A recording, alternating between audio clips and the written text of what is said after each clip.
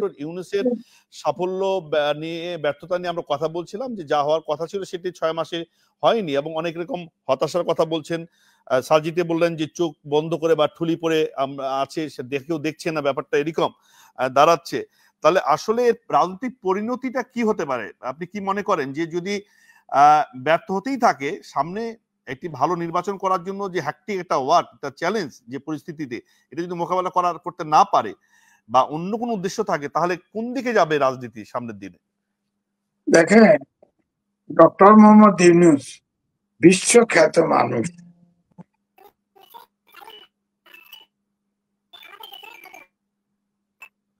তো ক্ষতি হোক, আপনি খেয়াল করে দেখেন, এই যে ছাত্ররা স্কুল থেকে শুরু করে বিশ্ববিদ্যালয় পর্যন্ত ছাত্ররা আন্দোলন করেছে এবং তারা এখন সরকার চালানোর ব্যর্থ।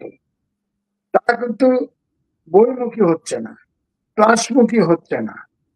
অর্থাৎ এটা একটা জেনারেশন গ্যাপ, 5 থেকে 6 বছরের জেনারেশন গ্যাপ তৈরি হচ্ছে। দ্বিতীয়ত, এই ছাত্রদেরকে প্রফেসর ইউনূস যে বলল দল করবে এবং তাদেরকে যেভাবে প্রশংসিত করেছে, দল যদি করতে চায়, তারা তো এখনো ম্যাচিউর হয় নাই, দল তাদের পক্ষে পরিচালনা করা সম্ভব না। যেমন উদাহরণ দেই, একজন ছাত্র উপদেষ্টা তিনি 6 দিনে 18 বার হেলিকপ্টারে উড়েছেন এবং 20,000 টাকার কম্বল দিয়ে 36 লাখ টাকা আপনার হেলিকপ্টার ভাড়া দিয়েছেন, স্কয়ারের হেলিকপ্টার। তিনি বোঝেন না যে এটা তার জন্য বিপদ, কারণ এটা তো পাবলিকের টাকা, অডিট হবে।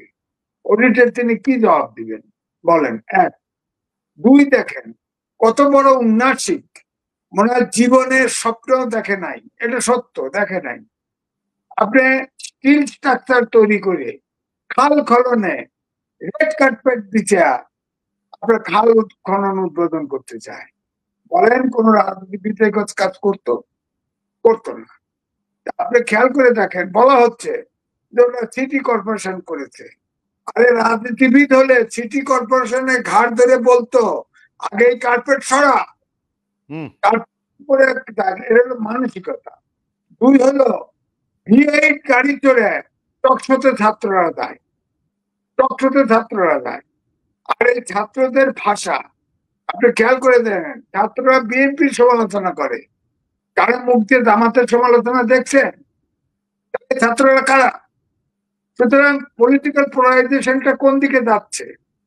2 হচ্ছে দেখেন 136-37টা আন্দোলন হয়েছে, কোন আন্দোলন সঠিকভাবে হ্যান্ডেল করতে পারে না। দেশের অর্থনীতি ঠিক নাই, প্রশাসন ঠিক নাই, আইন শৃঙ্খলা বাহিনী ঠিক নাই, রাস্তাঘাট ঠিক নাই, বাজার ব্যবস্থাপনা ঠিক নাই, এমনকি বায়ু দূষণে এই লাগাতার কয়েকদিন ধরে বাংলাদেশ, ঢাকা শহর পৃথিবীর সবচেয়ে 1 নম্বর। সুতরাং দরজা জানালা বন্ধ করে থাকার পরামর্শ দেওয়া হয়েছে বাসার মধ্যে। হয়তো দরজা জানালা কাজে বাতাস কিন্তু ধুলা কিন্তু যত একটু ফাঁকা থাকলেও ঢোকে। আপনি সারা জীবন আপনি পাকা ওয়াল করা বাড়ি দরজা আটকায় রেখে দেন, 1 মাস পরে আসবেন দেখবেন যে ধুলা এবং মশায় ভরে গেছে। এটা অবৈজ্ঞানিক কথা। আমার বক্তব্য হচ্ছে, এখানে ইউনিভার্সিটির ভিত্তি ছিল, উনি হয়তো বুঝবেন, 4র্থ শিল্প বিপ্লব, যেখানে আপনার অতি উচ্চমানের বিজ্ঞান, আপনার বিজ্ঞানিক প্রযুক্তি মানুষকে রিপ্লেস করতেছে, robot, IT, IoT, data science ইত্যাদি ইত্যাদি। এখন আমাদের এই শিক্ষা ব্যবস্থাটাই অচল, অথচ এই শিক্ষা ব্যবস্থা সংস্কারের জন্য কোনো কমিশন করা হয় নাই। দ্বিতীয়ত, বাংলাদেশে দেখেন 10 থেকে 12 প্রকার শিক্ষা ব্যবস্থা এবং সবাইকে মাস্টার ডিগ্রি দেওয়া হয়। আপনি খেয়াল করে দেখেন, ওই যে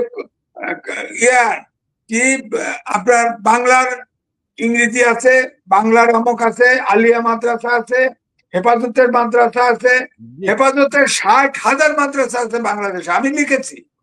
নানা রকম বিভাজন শিক্ষা ব্যবস্থায়, এই 16 প্রকার শিক্ষা ব্যবস্থার যে মানুষ তৈরি করা হচ্ছে, 16 চিন্তা, যার ফলে এই দেশের মানুষ কোনোদিন ঐক্যবদ্ধ হতে পারবে না ন্যাশনাল ইস্যুতেও, কারণ 12 চিন্তার মানুষ তৈরি করা হচ্ছে। সুতরাং এই শিক্ষা ব্যবস্থা, তারপরে বলছে এই অটোমেশনের যুগে শিক্ষাকে বাদ দিয়ে চিন্তা করে এই দেশের প্রগতি আগামী 10 বছর পর ধরেই রাখতে পারবে না। ইউনূস সাহেব, আমার ধারণা এই অন্তর্বর্তীকালীন সরকারের মধ্যে একটারও বেসিক সায়েন্স ব্যাকগ্রাউন্ড নাই। এটা বুঝতেই পারতেছে না যে আগামী দিনে দেশ এই ছাত্ররা রক্ষা করতে পারবে না, আপনি আমি রক্ষা করতে পারবো না, প্রযুক্তি পারবে। জি, ঠিক আছে। শিক্ষা ব্যবস্থার পরিবর্তন, আমরা কিছু পরিবর্তন দেখেছি সরকার ক্ষমতা আসার পর। পাঠ্যপুস্তক পরিবর্তন করা হয়েছে, সেখানে 24-এর গণঅভ্যুত্থানের ঘটনাপ্রবাহ আনা হয়েছে, সেখানে নানা প্রসঙ্গগুলো এসছে। তো এটিও এক ধরনের পরিবর্তন কিনা? আপনাকে ধন্যবাদ। না শোনেন, এই পরিবর্তনে তাবিজ বানায় গলায় দিয়ে ঝুলেন, যেখানে রোবট ইতিমধ্যে আমাদের গার্মেন্টস এর 2টা রোবট ফুল রোবটে চলে, সেই রোবটে চলে, সেখানে লোক নাই, কাজ বেকার। আপনার ফার্নিচার হাউসে রোবট, উন্নত দেশে অপারেশন করতেছে রোবট। বুদ্ধিমত্তা এআই এখন সব জায়গা দখল করে নিচ্ছে আস্তে আস্তে, আমরা দেখছি। পড়াচ্ছেন এআই ডক্টর চিকিৎসা করবেন, বলা হচ্ছে এআই ড্রাইভ করবেন। সেইটা নিয়ে কিন্তু আমরা ভাবছি না, কিন্তু আমরা তো সংস্কার নিয়ে ভাবছি, দেশটাকে সামনে দিকে নিতে চাই।